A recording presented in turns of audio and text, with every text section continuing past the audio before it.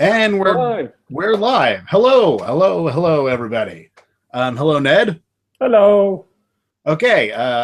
Well, everybody, this is episode 6 of KordKutters.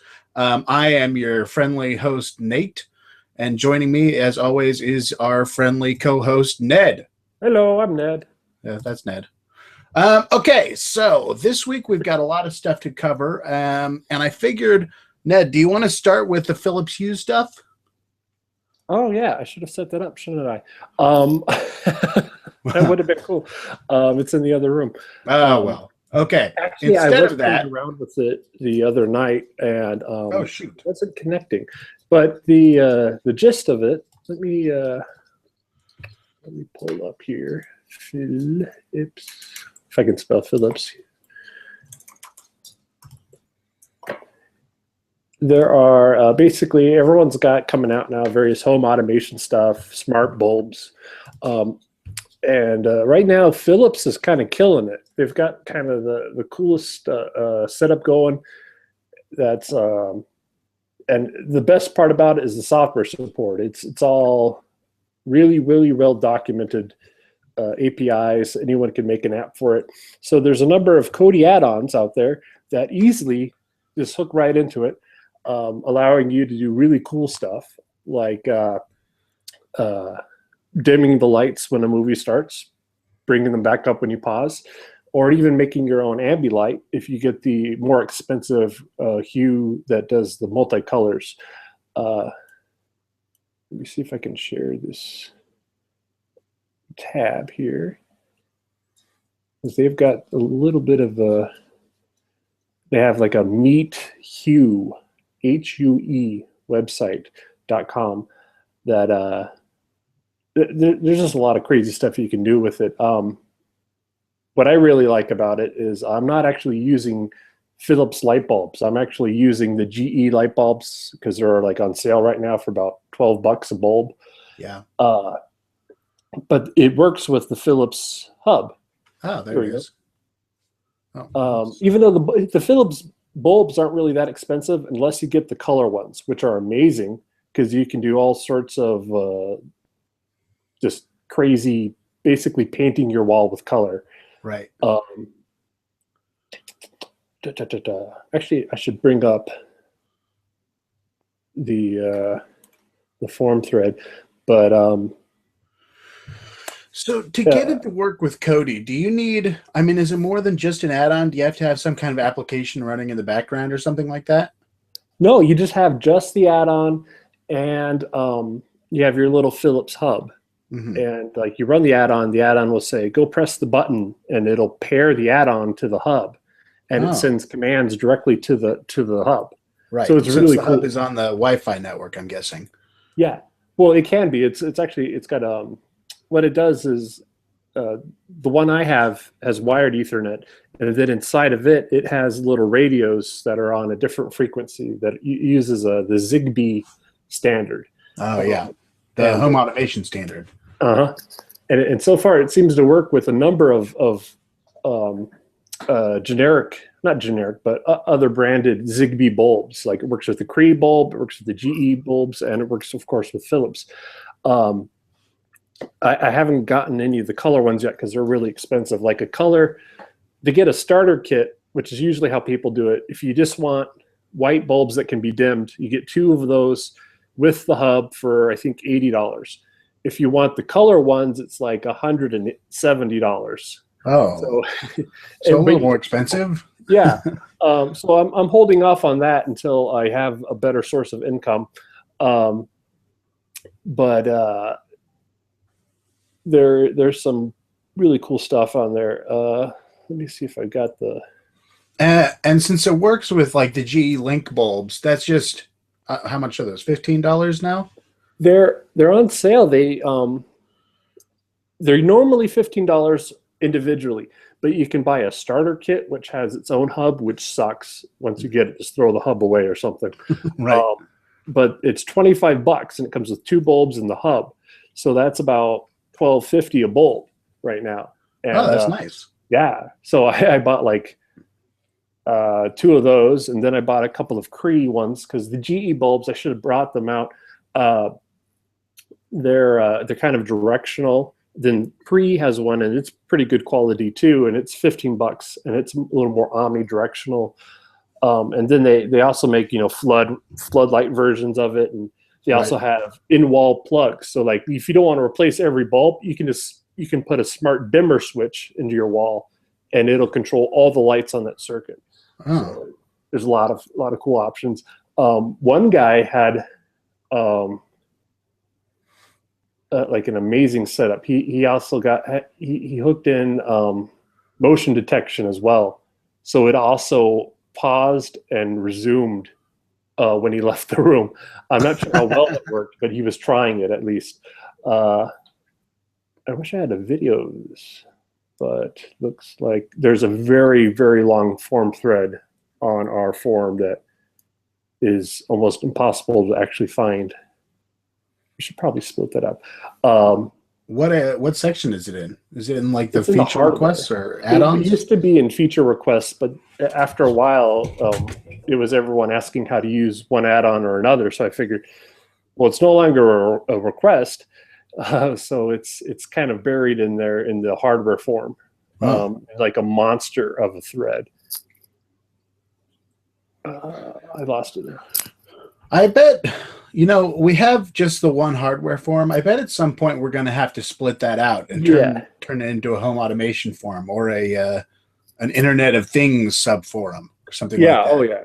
Well, even just like if you look at all the Android advice versus all the remote control advice, we could probably get some subcategories in there and make it a little easier to find.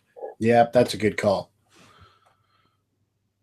All right. So while you look for that, maybe I'm going to go on to, there are a bunch of things I want to talk about this week.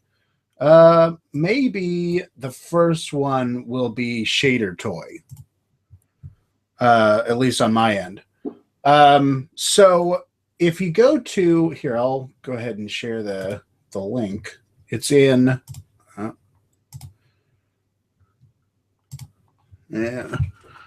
share. All right, so if you go to Kodi forums, development add-on screensavers and visualizations, there's a forum link called Windows DX11 Screensaver Shadertoy. And Shadertoy, it's not DirectX 11 only. It's going to be for every platform. But what's so cool about it is it's Shadertoy is this application that uses either OpenGL or DirectX, depending on what you want to do, or what platform you're using, and it creates all of these pretty looks without requiring a user to create them himself, like most of Kodi's add-ons. Most of Kodi's screensavers.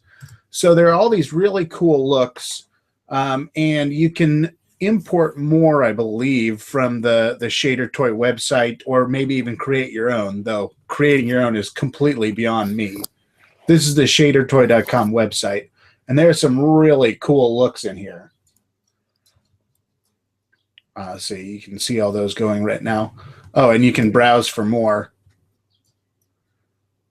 There was one. Oh, here, see, here's a cool seascape. Here's clouds. Wolfenstein, if you're into really old screensavers. Now it's all going crazy.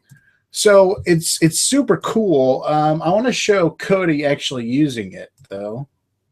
Let's see. And all right, so here's my version of Kodi. Now, one quick fact: if you're using Windows and you want this particular add-on, the only way to get it is to install the new DirectX 11 version of Kodi, which you can find in the forum. It's under Development Kodi Application, Work in Progress, Windows DirectX 11 Upgrade Test Thread. And it's pretty stable at this point. There's not really any reason to be worried about using it. So if you go to System, Appearance, and Screensaver. You select Shadertoy Screensavers, and then you can select from this huge list of them. So here's Sphere, for example.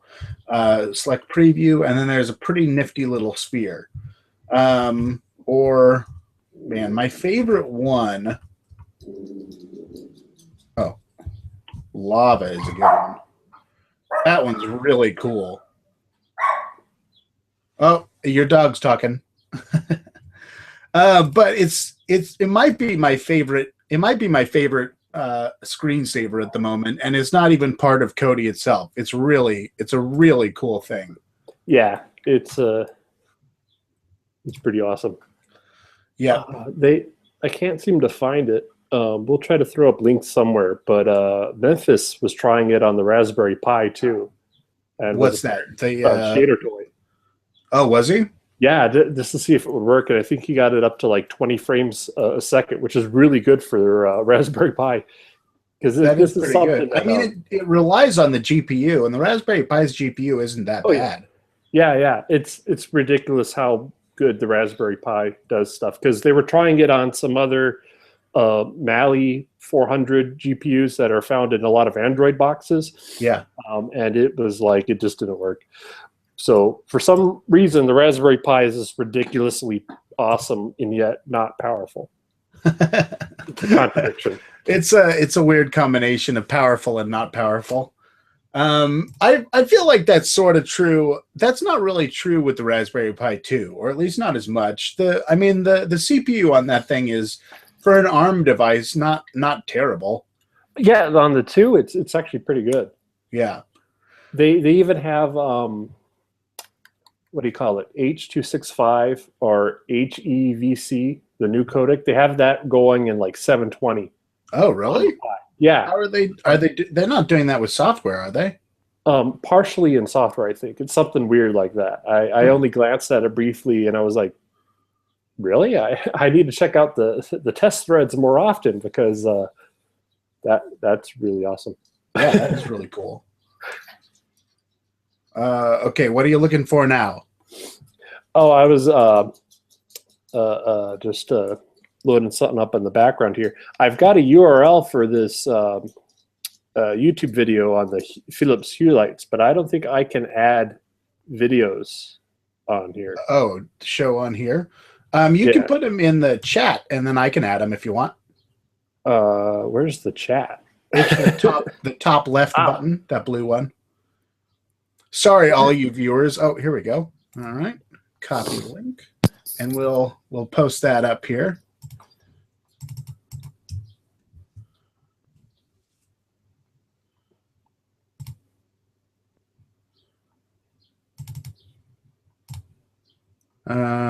Okay.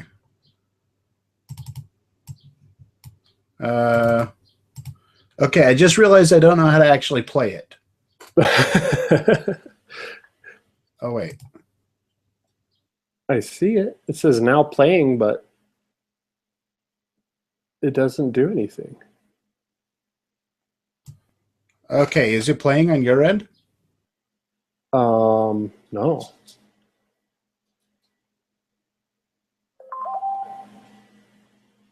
Okay. Was that not playing on your end?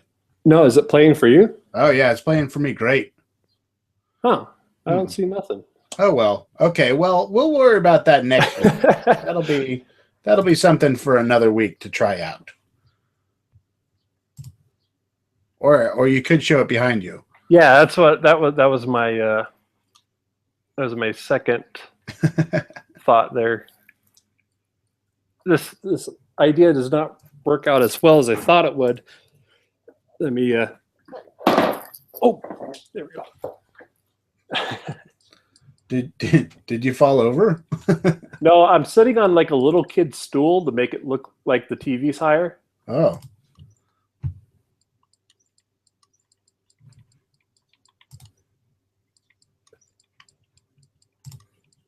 Okay, I'm going to test it to see if you can't see it, but the users can.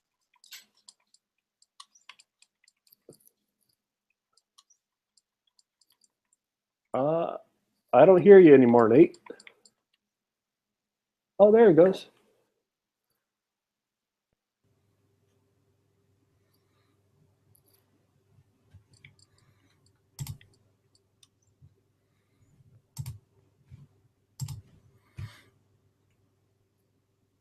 Oh, there you go. This is the most low tech I think we've done. But this is kind of a do-it-yourself ambilight kind of a thing here. Oh, And he's that's only cool. using one bulb here. You usually get 3 of them in a pack, so you can kind of do a little more of a gradient in the background. Yeah. But so that's really neat. Does that work? This is using Kodi right now? yeah, he's playing it in Kodi. Oh, that's neat. I only think that these things are cool once they show the opening scene from Lion King? Lion King, yeah. That like determines it determines for me if it's awesome or not. And there's a whole bunch of, there's like a whole little sub community that I did not realize we had that has been working with this. Purely dedicated to Ambilight stuff. Yeah. Oh, this guy's doing it from a tablet on the wall. Yeah, he's got his iPad mounted there. And that's the remote control app, the iOS remote control app. So it's going to play to his thing there. Oh, he's got a home theater thing going on.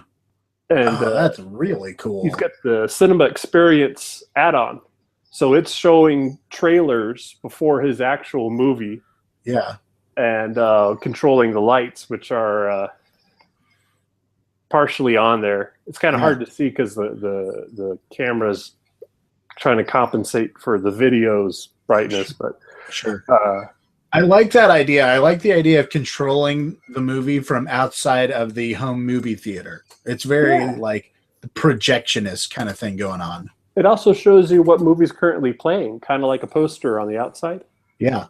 Oh yeah, that's a good call. That's really neat. Is it just using the Kodi for iOS remote? Yeah. Yeah, I assume he's running the actual HTPC on something else. Although you could, in theory, do both. I don't think you could do 2 different screens at the same time. Yeah. But eventually, if I can make some holes in the ceiling in this room, I want to do something like this. Yeah. If you do that with those can lights, you'd have to use the flood stuff, but that would be really cool. Yeah. Well, like the included Philips Hue lights are kind of directional. They're not entirely directional, but they're kind of like that. They're kind of, when you look at the picture of them, they're kind of coned. Yeah. Cone shape. But yeah, it's really cool.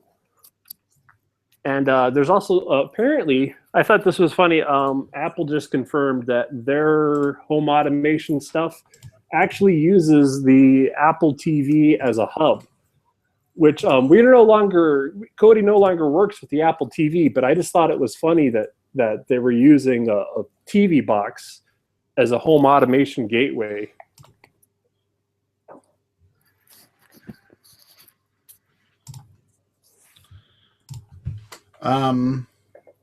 Yeah. Oh, get back on my little stool here. Okay. All right. Yep. That's very cool. All right. So, oh shoot, my list of things is gone. Uh-oh. Well, anyway, I have it all up here anyway. So the next thing I wanted to talk about is, yep, there it goes. Okay, it's back. The next thing I wanted to talk about, well, we have a couple different things, and they're all kind of neat. You and I, over the past 2 weeks, have gone to various events. I went to a wedding in New Jersey, and you went to a Comic-Con. Where was that again? That was in Phoenix, the Phoenix Comic-Con here in Arizona. You did the Phoenix Comic-Con, and we both, let's see, I brought, if I can find it, oh, I might have left it somewhere. I brought my phone along, which has the Kodi sticker on it. And boy, wow. This is a white sticker on the back? Yep, the white sticker on the back. I've got one on my laptop here. If you can kind of see it. Yeah. So I had that on the back of my phone, and I was checking my phone, and a guy at the wedding was like, "Is that the Kodi logo?" It was the craziest thing ever. It was just some random guy who was at this wedding that I happened to be at who recognized the Kodi logo.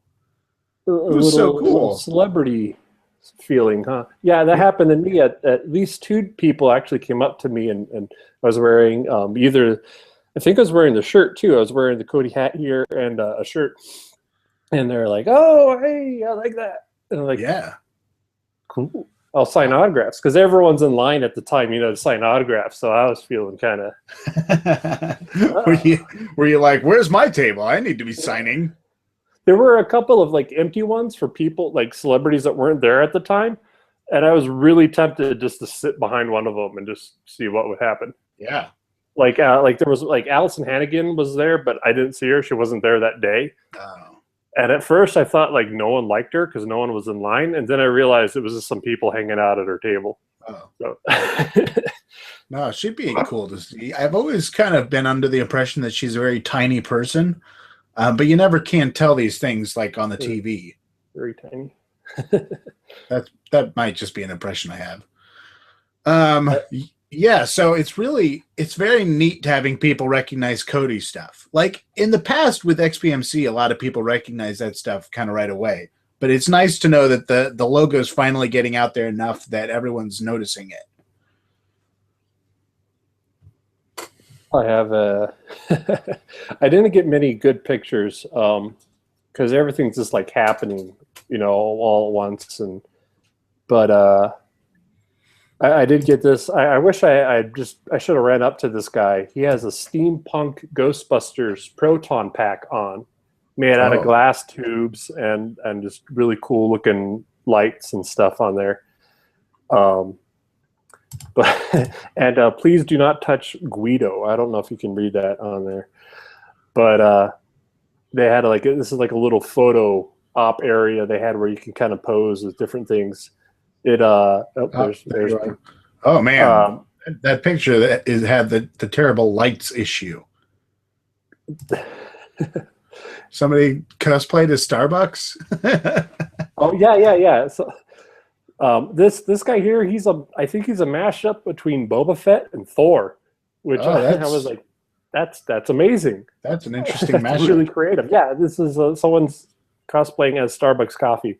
I wasn't sure if that was actually the case or Starbucks is just getting good at viral marketing. But I got to meet and touch Christopher Lloyd. I'm so happy. That is really cool. Right? Yeah, right there. And in the background, you can see it was like $100 to get a picture with him, but I believe it all goes to the Michael J. Fox Foundation. So it was one of the ones I was like, that's fine. Oh, and here's me copping a feel on Han Solo. Yeah, nice. There's nothing he can do about it because he's frozen in carbonite. That's what I was thinking. But yeah, there were so many things there. I didn't even really do anything. I just went one day, and it was kind of I've been to one other Comic-Con, but it was a local one in Tucson, and it wasn't as big. So even without going to any of the panels or really going to see any of the celebrities, just seeing the massive amount of people and it was just fascinating. I was overloaded with visual stimuli, just comatose trying to take it all in. Yeah. Go ahead. I was about to move on to the next subject because I'm looking at it and I'm excited about it. And I think it'll be interesting to talk about. It's this new Steam controller, which they've just, as of today, published, and it's called Introducing the Steam Controller, the YouTube video. You should do a search for that, in fact. Then we can watch it in your background. I should. But what's cool about it, it looks like the controller will be adaptable. With each different program, they're using it all for games, but I imagine it would work for any kind of application, including Kodi. It looks like it's adaptable so that it can be used and tailor-made for that application, which I think would be really cool. It wouldn't have a keyboard, which is really kind of the most useful additional thing you can have with Kodi. I think a keyboard is way more useful than like a mouse, for example. But it's still really neat. I would show it on our YouTube sharing app, but I can't seem to figure out how to share that. Oh no.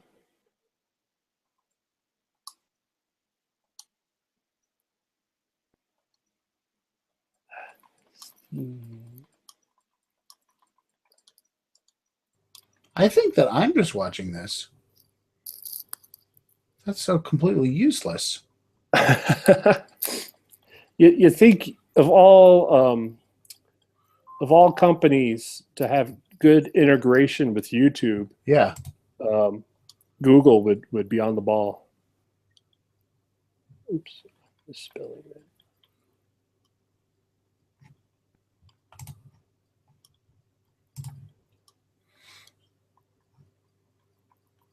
Absolutely nobody is commenting. There are 7 viewers. One of you needs to comment and tell me if this video is playing for you.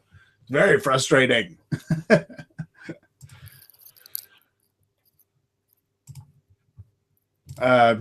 Oops. Oh, here we go. I've got it on mine here if you can see it. Yes. So you should, if you can, you should skip forward about maybe about 30 seconds. Okay, there it is. So it looks like there on the right is basically a mouse. And then there's kind of a bottom nub that works as whatever you want it to work as. Or it works as a controller. Then the bottom nub, then the left works as kind of I'm not really sure what. Yeah, it's almost like it's got an actual stick, but I assumed that they were going to use both of these as kind of touch sticks kind of a thing. Yeah, and I think that's weird. Now there are 2 of them. I think it looks like the bottom nub is kind of being used as the WASD input. Then the right controller, the right thing is working as basically the mouse. And then I'm not totally sure what that top left thing does. Yeah, it's like a giant D-pad. Yeah, like a super giant D-pad that can also be used as a scroll pad. Huh. Yeah.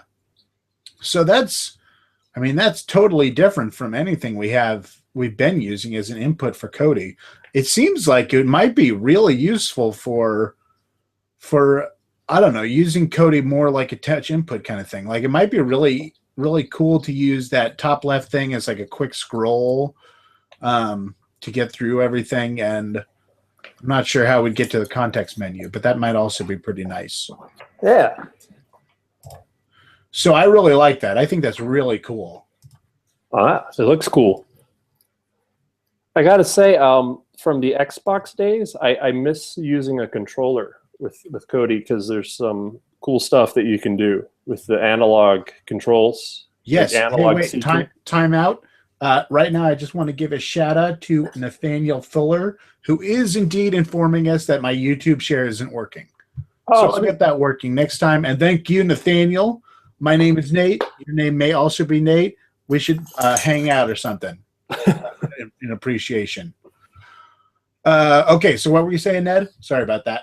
Oh, just the analog seeking. If you ever use the analog sticks on a controller to fast forward and rewind in Kodi, it's pretty nice because it's like you move it a little bit, you're fast forwarding 2 times, whatever, move it over all the way, and it's just kind of a nice, slick way to scroll through a video. Is it? It's really nice. Yeah.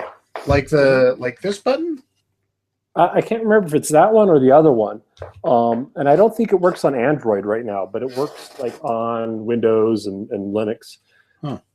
I almost never scroll that way. I always just skip forward 30 seconds or yeah. The new skip forward is. Yeah. Speaking of which, by the way, did I already show this on a previous podcast that we did? The Shield controller. I don't know. It's really cool. I've seen it, but I don't remember now if we've talked about it on here. Yeah. So one of the things I think would be fun to talk about. So we haven't talked since the Shield consoles come out. Oh yes. And I think for the most extent, I want to save that for another day because I think we're going to show one off here in a little bit. So keep an eye out for that, viewers. But one thing that I think is really cool based on the videos that I've been watching is the way they have voice integration for everything. I think that as time goes on, it'll be really cool if Kodi exposes all the videos inside Kodi's library to Android, the Android TV platform. You know how everything else can do that? Like it actually shows lists of other things that are exposed to Android. Kind of indexes all the available movies and actors. Yeah, exactly. So we can expose, like, for example, we could put the list of recently added movies into that list. And what's really cool is you could do a search using either and this is in the case of the Shield controller, they have, or the Shield console, they have the controller and they also have just a little tiny remote. You could do a voice search into that for whatever your movie you're looking for, and it'll just automatically play it.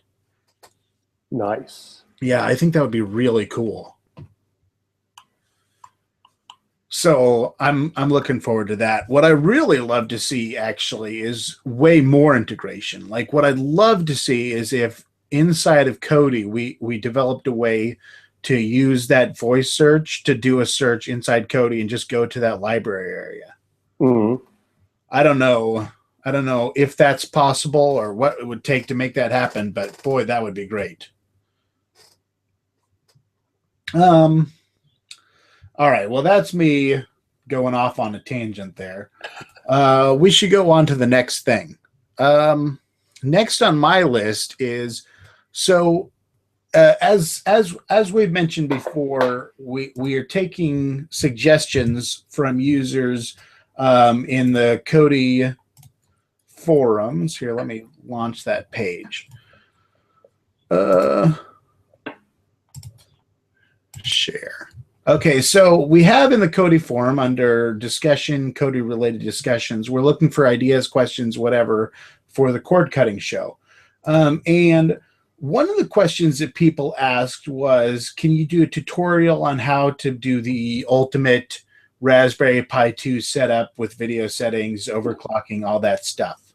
And I think first of all, if you're watching this, you should definitely post your ideas of what we should talk about. But I think that's it's useful to talk about why we don't make guides like that, because it's a hard thing to even get people to agree on. Yeah, that's pretty much it. What is an ultimate guide? Let's just start with the Raspberry Pi. There are different camps of people who believe with all of their heart and soul that the best version of Raspberry Pi is either Debian or OpenELEC or OSMC. That's the Vera one, right? That's Sam's OSMC. Yeah. Or just launching directly from the whatever that application is.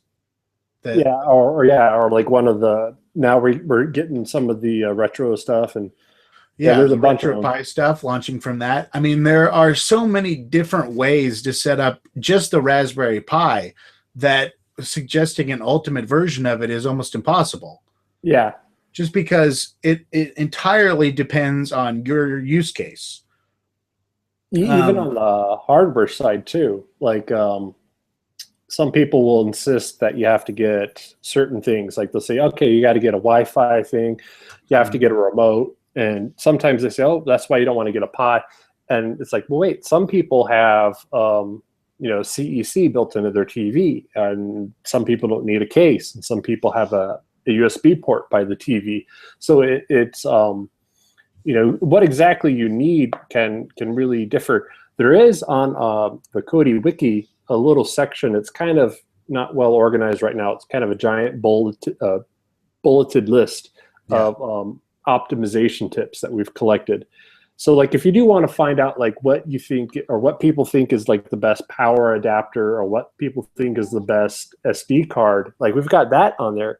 But as far as like total overall setup, like that can really depend on like what you need. If you need Wi-Fi, if you need a case, some people just tape the thing or just leave it dangling behind the TV, and that's what I usually do. And yeah, I mean, and you can go like really far with the Pi too. You can add a little character-driven display, kind of like on the old Xboxes when they had the little LCD screen on the actual Xbox case that showed you what's playing. You can do that on the Pi. You can add all sorts of stuff onto that. There's even a guy. They're only in Europe, so I haven't bought one yet because the shipping actually wasn't too bad. But he's selling a little thing that actually lets you power the Pi on and off using a remote control. Nice. Actually power it up, down and on again.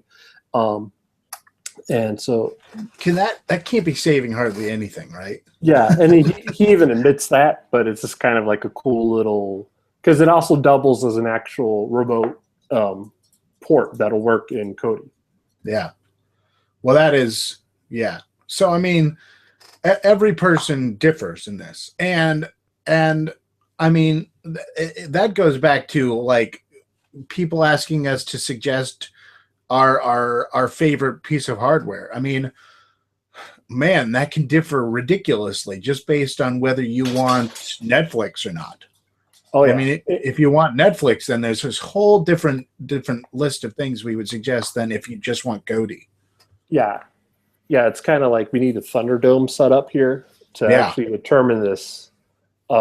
Some people will go and say they need perfect refresh rate, which I started actually reading about the other day, and it is insane the reason why the situation is the way it is with refresh rate support, because you have, of course, actual film, which at one point 24 frames a second actually took 24 frames a second. Yeah. Even when you have 24 frames a second, like on a digital file, it's not actually 24 frames per second. It's like always a fraction. Yeah, it's 23.997, I think. Well, sometimes it's like it can be either or. Like it can sometimes that's a way to try to compensate for it, or like it gets all sorts of crazy because they also are trying to backwards what do you call it? When you support something old, reverse engineer? Not reverse. I don't know. Like Keep legacy going. Support for like all the old signals, like all the old analog signals, like PAL and NTSC, and those weren't exactly right either. So there's actually like several different slight variations. And like sometimes they even used to do stuff where they sped it up, a little bit. So it was like a movie would be 4 seconds longer. But you'll have people that will insist that they notice that, and will not consider hardware. And my understanding, one of the biggest issues is when you have that 23 point whatever, and your TV or your device can do 24, which means that every like 40 seconds a frame is off, and so they have to double a frame every 40 seconds. And some people say that they can see that extra frame. Sometimes, and if they don't double that frame, then the issue is that because Kodi does put out the audio exactly the way it's set up, like they bit stream the audio, so we don't do anything with that. When we decode the video, because the way we decode video is timed very slightly differently, the two can get out of sync if you don't add that extra frame in there. Yeah. And that's evidently the worst thing on the planet for some people. And I will admit there are times when you can see it and it can be pretty visible depending on the conditions. But at the same time, like TV manufacturers know about this, and a lot of them have added little smoothing processes that help out a lot. Yeah. But yeah, some people feel very passionately about it. So some of them won't even consider like an Android device, even though some of them are getting really close to having that perfect playback. Yeah. Someone was telling me that Amlogic is working very hard on doing that, but most of the Amlogic hardware vendors don't bother using the latest firmware changes that they put out, so right. you don't always see it. But yeah, and so I think, I could be wrong, but my understanding is that means that if you don't care about 4K, if you care much more about this one extra frame every 40 seconds, there are only 2 ways to make that really work perfectly, or 3 ways. There's using a Raspberry Pi, which, as I understand it, does all this stuff. There is finding the right closed source video player and replacing Kodi's internal video player altogether,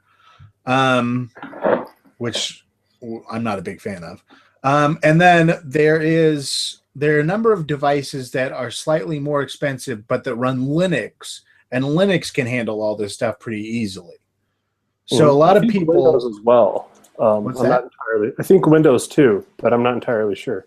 Yeah, I think you're right. OS is hard to do it because Mac OS won't actually give you that. Normally doesn't even give you that fine-tuned control in general. But yeah, you usually have to run like a full desktop class HTPC, which isn't that expensive anymore, but it's still kind of. Yeah, it sounds like the one everyone's suggesting these days is the Chromebox. Yes, right? Chromebox. Chromebox is really cool. It's not like the most powerful box out there, but for about $125 when you get it on sale, which is fairly often, it's just like it pretty much blows out of the water anything else at that price range, unless you need like Netflix or something else like that. So, who makes the Chromebox, by the way? It's kind of like a standard, I guess, and then different brands will make it. Like Google will say, okay, this is what the Chromebox should be, and everyone pretty much uses the same processor. Sometimes there's slight differences, but it's nearly identical. Like even like to actually install another operating system, you have to open up the case and undo a screw to put it into like debugging mode or something like that. And it's the same on all the brands. So there's obviously a standard there, but HP has one, Dell, Asus, Acer, and I think a couple other ones maybe all make them, and they're all fairly around the same price normally. Huh. Yeah, I'm looking at these. I'm looking at the forum threads, and it's mentioning a bunch of different ones. I didn't realize there were different ones. I thought it was all just made by one company. I thought it was like the Nexus 6 or something. Yeah, Google kind of went a little weird with that, and the same with the Chromebooks too, which are a little different. But if you can get a Chromebook where you can install another OS, those are pretty cool because you also get a screen and a battery. But they're dirt cheap, and like HP has a little thing that looks like a Tupperware container, and it's basically the Chromebox with Windows, and it's like 180, which isn't bad, but it's almost like if you can get the Chromebox, you might as well get that instead, unless you need Windows. Yeah. Does it? So it still has all the same controls you can do with the Chromebox. Huh. I wonder if I should try to get one of these. And more specifically, I wonder if I should try to convince Asus to give me one. I don't think we have any friends in Asus. We should probably fix that. Yeah. Yeah. That would be kind of cool. It'd be kind of fun to actually have the thing that all the audiophiles are saying is the thing. Oh, yeah, because it's got one of the guys on the thread there, Matt Devo. He's kind of our Chromebox expert. He was saying why similar CPUs, even similar Intel CPUs, aren't always the best because the number of like extrusion units or something in the GPU can affect like things like deinterlacing and upscaling. And it was like, oh, wow, I have no idea, that was all there. And apparently the Chromebox checks all the right, boxes and buttons and supports pretty much everything if you would want for like the best possible audio and video quality, I guess. So, and for the price too. Yeah. Yeah, that's cool. So yeah, Asus, if you're watching, we should talk. If you're not, I'll look for your email address.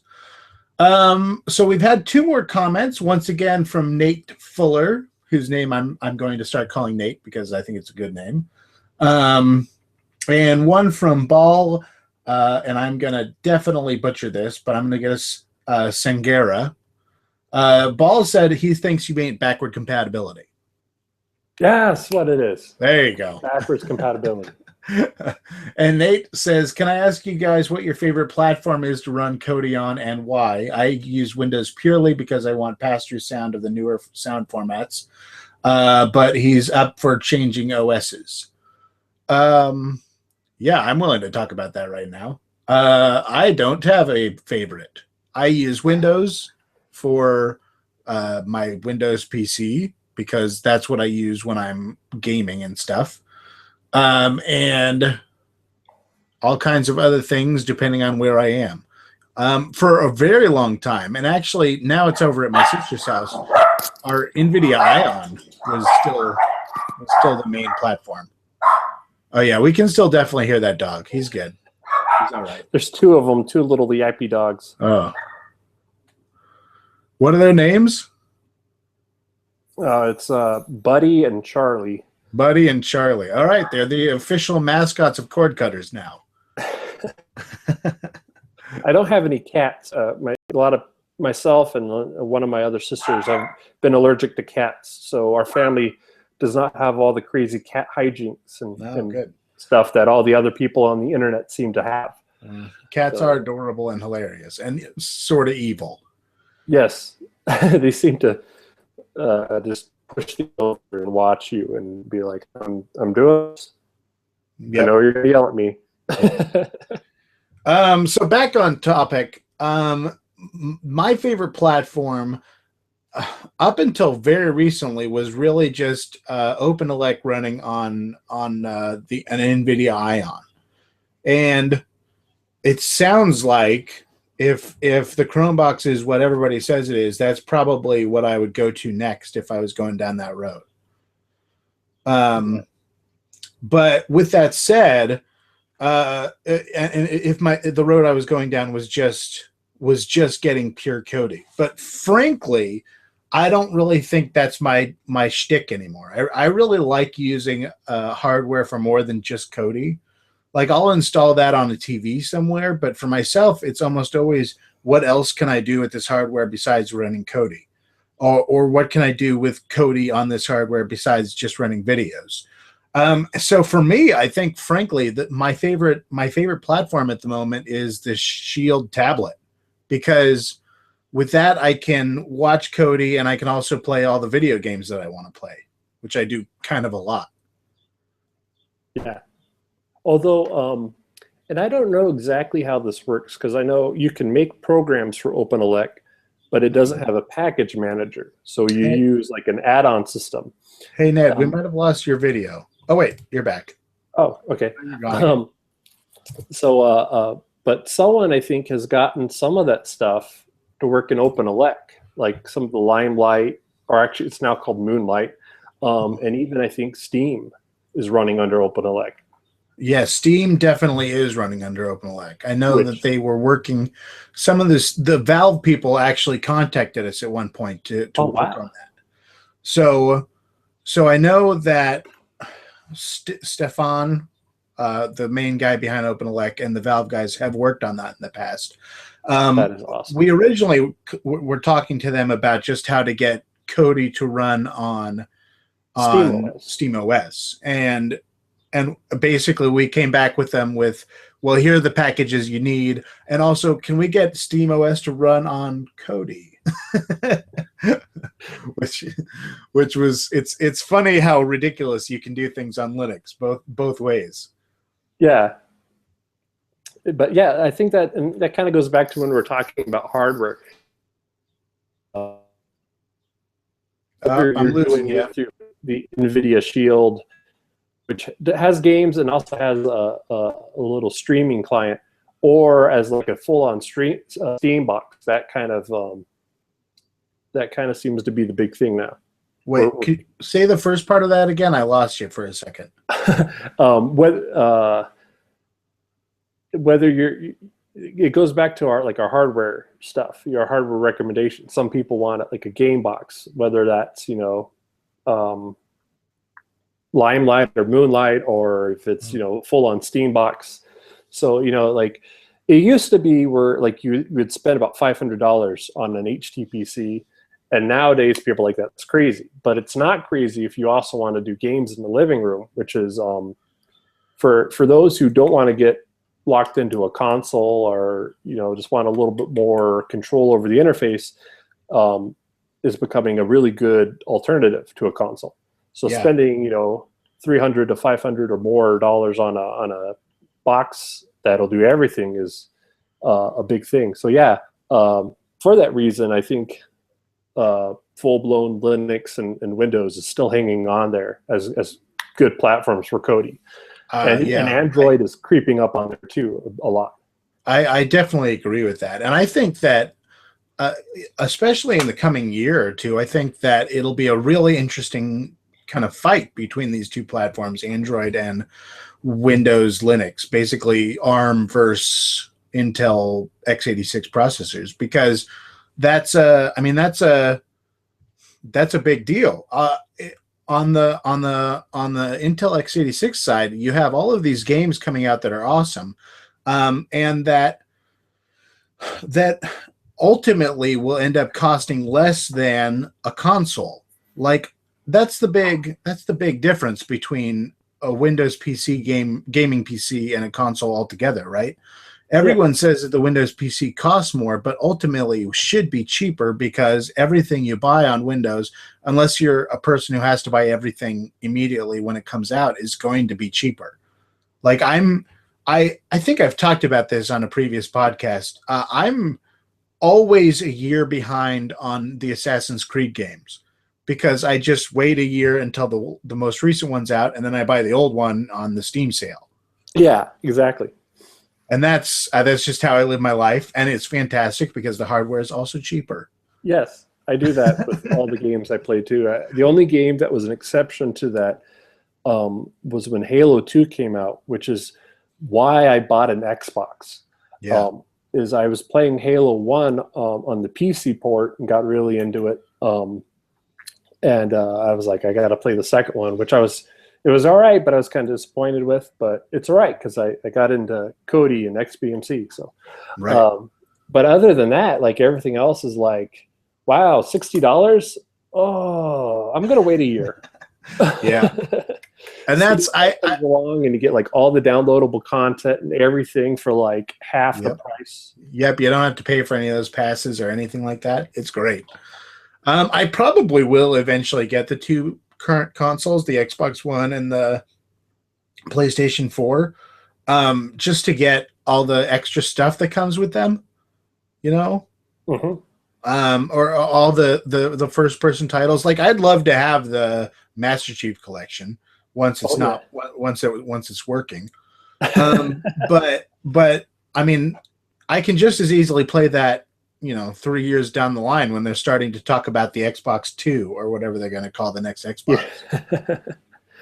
So it's going to be like Infinity, or yeah, the Xbox. Oh, the Xbox Heart. That would be nice. So bringing it back, our favorite platform is whatever we happen to be wanting to do at the moment, and it really changes from moment to moment. Yeah, like my family, like on a TV like this in the living room, it's running off of a Fire TV. so they can do Netflix as well. You know, in my room, I usually have seen like all the stuff on Netflix, and I'm like, okay, there's, you know, you usually have to wait a while for something new. So I just run, I think I have Ubuntu on there, and I've been meaning to put OpenELEC on there because I was going to experiment. I don't really need to. So it's almost, but it almost gets to the point where all our platforms are really maturing. So it's, hopefully you don't even really notice. Yeah. All right. So now I'm gonna completely change the subject and go to, let's see, 3 things that I want to just sort of rapid fire get through, and then I think we'll almost be done for the day. But we haven't talked about what we've been watching. Maybe we'll do that at the end. And here I'll just do a quick screen share. So the 3 things I'd like to talk about are, first of all, UPnP and the limitations of UPnP, and why we don't necessarily recommend it now over what's the other thing everybody uses? MySQL or MySQL, whatever you call it. The big differences right now are obviously, number one, the implementation of UPnP at the moment is very alpha. So there's not very, I don't know, it doesn't work very well. Like, there are a lot of things that break. And if you do get involved in this media importing thing, and I highly recommend you do, you should really only use it on a box that you don't care about any family members seeing, because it's absolutely going to break in some way as you use it. That's just the nature of alpha software. Aside from it being alpha, there are a couple things. Importing doesn't always work very well. Or what else is different? It's a lot slower than MySQL. Like, if you have a Raspberry Pi, especially a first generation Raspberry Pi, the media import takes just absolutely forever. Whereas if you're using MySQL, what's actually happening is you're using another computer to run the database for your library.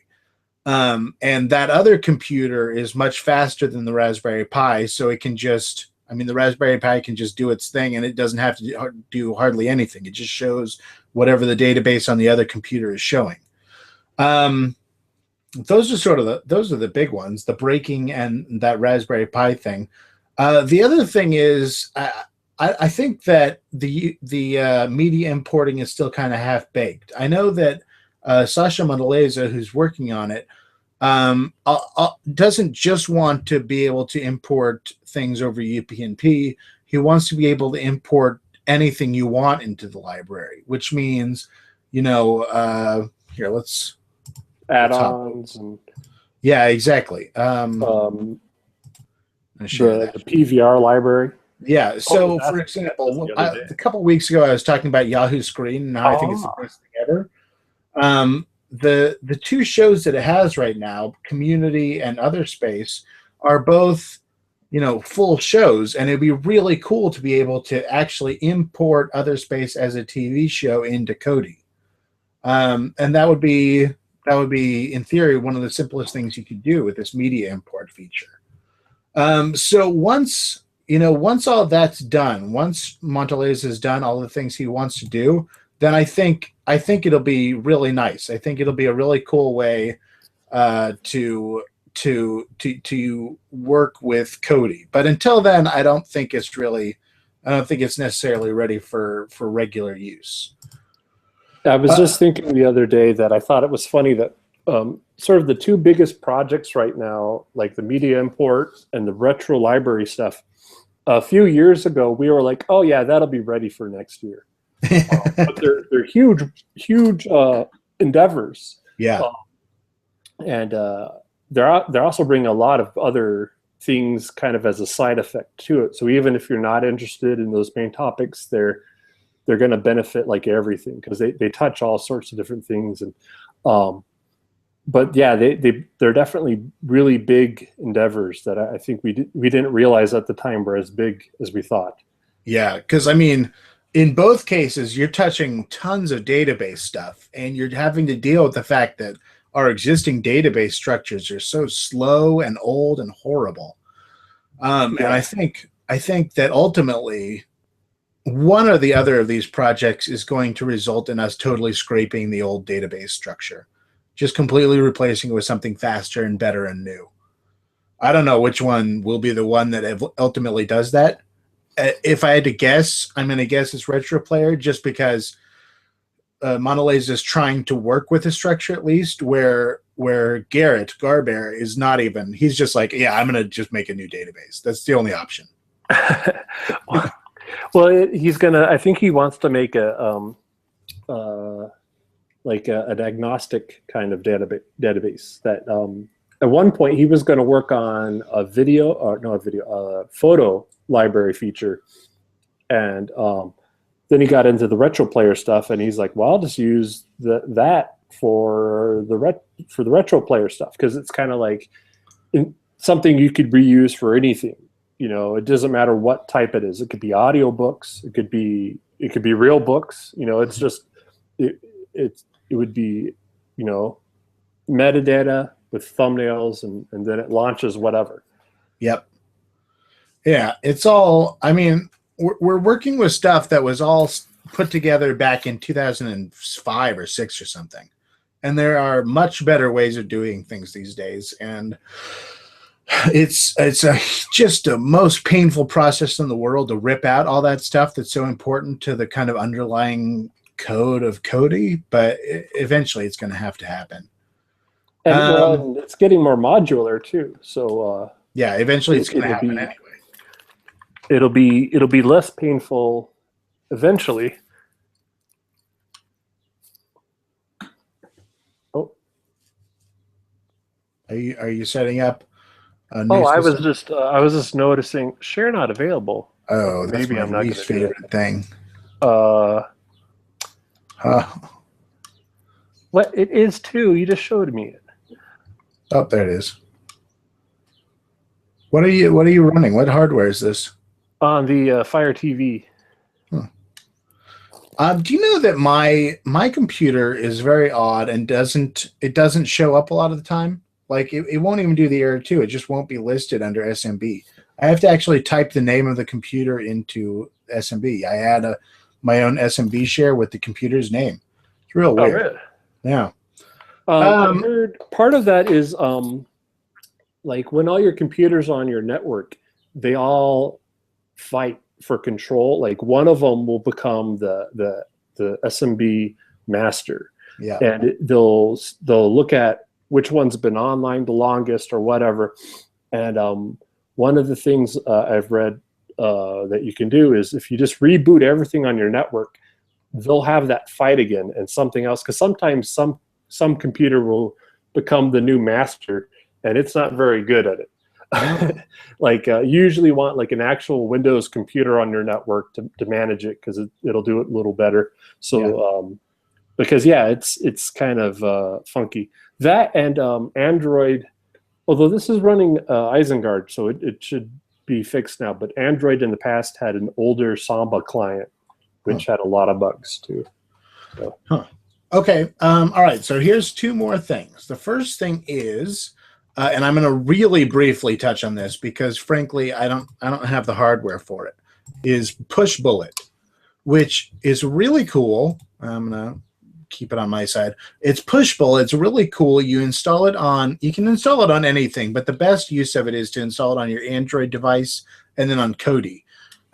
It works kind of like any one of the Android for Kodi remote controls, where if you get a call or something, it'll pause your TV and give you a notification saying you got a call. But it'll do a lot more than that. It'll give you any kind of notification you want. So it'll give you a notification that you got an email or that you got, I don't know, a text message, and it'll be able to read the text message. It's all very cool stuff. The reason I say it's better for Android is because the Android, I currently have an iOS device. I have an iPhone, and that version is not nearly as good. Like if I get a call, it doesn't push it anywhere. So my recommendation is, if you do have an Android device, definitely check out Pushbullet because it's really cool. Here, let's see if I can. Let's see if I can scroll down a little bit. See, here's an example. It shows an email being put up while watching this nice movie, Hero 6. And it does all kinds of other really nifty notification things. So that's Pushbullet. Check it out. I highly recommend it. The other thing is, right now, one of the Google Summer of Code projects is to improve the Kodi profiles, which currently there's nothing going on with Kodi profiles at all. Like it's a completely unused feature because it's so terrible.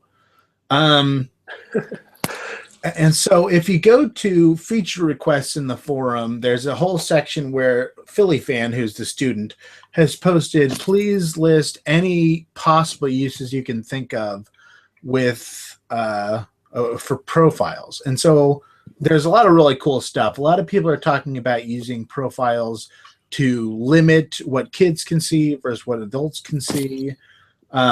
Your standard parental controls. Other people are talking about quick switching, so different people see different things. Other people, especially actual Kodi developers, were starting to talk about how we can use profiles the way profiles are used in other applications, like if you bring your profile with you to a new app, to a new instance of Kodi, it could theoretically download all the add-ons you have associated with your profile, download the settings from your old profile, or whatever. There are a lot of really cool things you could do with an always present profile. One person, I forget who, has even talked about linking the profile with online accounts, in particular Gravatar to get your picture, or Facebook or Twitter to get your picture, and most specifically Kodi's forum, so that you can get things like your donor information, or we could actually store in the forum or on a server somewhere various pieces of data that you can, if you choose to submit, you could submit, that would let you have this always on account that would just go wherever you want it to go. So there are a lot of really cool ideas, but this is a Google Summer of Code project, and honestly, at this point, all they are ideas. The extent to which Philly Fan and Monteleza can put all of these things together this summer remains totally unknown. But I just thought I'd point it out because I really think it's, when it was first suggested as improving Kodi profiles, when that was first suggested as a Summer of Code project, I didn't personally really get why it was such a cool idea. But now I think it sounds awesome. Honestly, I'm a big believer all of a sudden. Yeah. What was I going to say? Oh, and a big thing that you can't really do right now, like, because our current profile support does do some stuff, but like separating watch status for different people, that's one thing. But if you have like 5 people watching a movie at the same time, like, be able to have each person check in, and their own personal account will show it watched, or like this, it just starts to make you drool because you're like, oh, that's the way it should work. It would be so cool. Yeah. I don't know. It's all pie in the sky, cool ideas until it happens. But man, it would be so nice if it did. So that's just about everything I've got to talk about this week. It looks like you've got something to talk about behind you, and I can already tell what that is. But it looks like it's still scanning, so we might not be able to show anything very much right now. Well, it's got some stuff on here. This is the oh, there we go. If you look, you might be like, okay, Ned, why'd your Fire TV is now back into the Fire TV interface. Kodi must have quit, right? No, this is Hitcher has made a Fire TV skin that pretty much takes all the great things about the Fire TV's interface without any of the bad stuff, because there are some frustrating stuff about the Fire TV interface.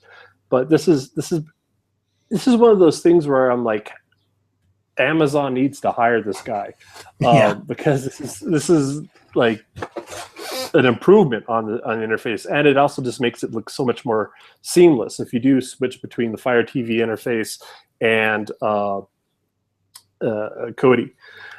Like, he's just done an awesome job here of replicating the exact look and feel and everything. It's crazy. Yeah. What I like about it most, and I wish, one of the things that I really hope we do whenever we do finally change to a new skin, new default skin, I really like how much stuff is on the front page, you know, without having to go out of the home screen at all. Yeah. You can't tell on this because it's still scanning and doing everything. But in theory, that TV, once you highlight that TV show thing, it should actually show a big long list of your TV shows without actually opening the skin at all. Favorites and and that's so cool. That's something, man. That's something we've needed for a long time. Ever since, I don't know how long ago it was, but it seems like everyone on the planet seems to have realized that having a home screen that doesn't show content is ridiculous. Yeah, and especially something that you can customize a little bit. Yeah, because Confluence, you can't add extra buttons or anything like that. But most of the other skins will let you do that. Mm-hmm. And this is just awesome. I've only played with it barely. What's funny about it is I haven't played with this skin on a Fire TV yet. So, but I played with it on the PC. But it just looks really great. Yeah. And even because, like, I was like, I wasn't interested in it because I didn't like the Fire TV interface. But this is like a drastic improvement on the Fire TV interface while still being like true to it. Yeah. And it's even, I don't think I have a weather add-on added, but he even simulated the weather add-on from Amazon and everything. He, if people remember, he did a skin called Exebo, which was basically the same thing, but on Boxy. He took the Boxy interface and improved it and made it better. Yeah. So yeah, that's kind of our skin of the week or something. I don't know. Yeah, that sounds like a good name for it. All right, so I think that probably does it. I think we've been talking for a really incredibly long time. We might be at an hour now at this point. Oh wow, might be over an hour. Why are you watching this? Go do something. Yeah. The one thing I haven't figured out yet is, are we able to watch live YouTube feeds in Kodi?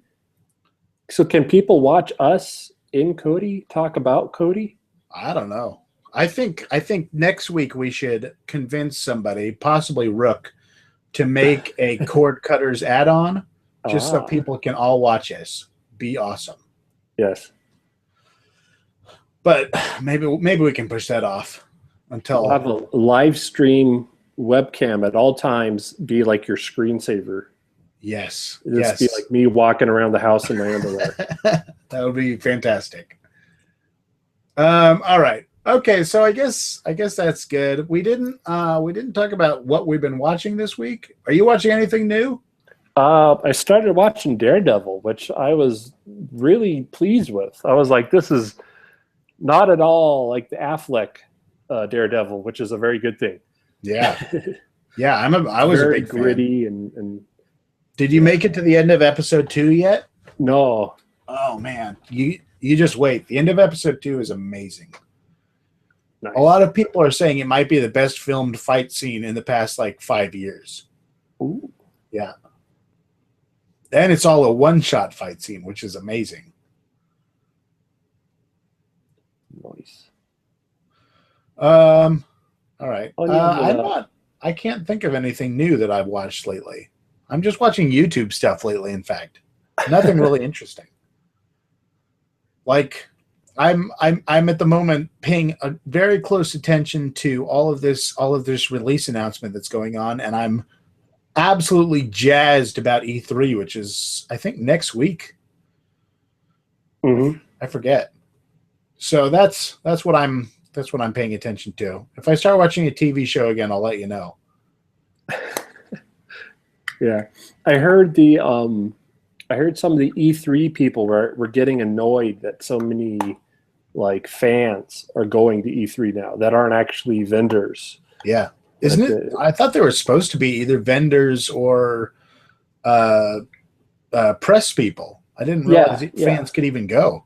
Well, like there's some people I guess that are hardcore enough to pony up the cash, Oh, and they're like, wait a second here, you know, um, because people are so excited about it. But yeah, I can believe it. Just Fallout 4, I think, has got people freaking nuts about this week. Oh, by the way, Fallout 4, I'm very excited about that. I never Nice. even played Fallout 3. I don't know why I'm excited about it. I'm such an Elder Scrolls fan, though, that I assume that any post-apocalyptic version of Elder Scrolls games must also be awesome. Oh, I think the skin's not working right. It should, when you highlight TV shows, it should show the list of them. Like when you Yeah, highlight settings, it shows that list. I noticed that. I should let's try relaunching it here.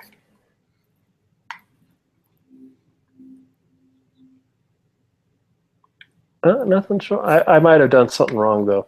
Oh, maybe it's part of the settings inside the skin.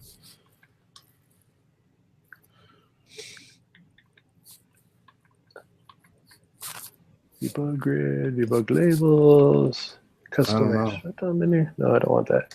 Maybe I'll set it. I'll Customize do. them. Maybe we could do a setting up the skin video all by itself Oh yeah, at some point. there's all sorts. Yeah, there's like all sorts of little widgets and stuff here.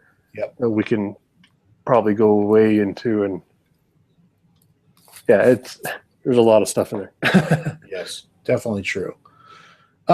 Okay. Well, I think we used up our allotted time that we made up for ourselves. So I guess I will see you next week, Ned. Yes, I'll see you next week. And all of you loyal to viewers who have obviously nothing else to do with your lives, thank you for sticking around. Well, I guess we'll see you all next week.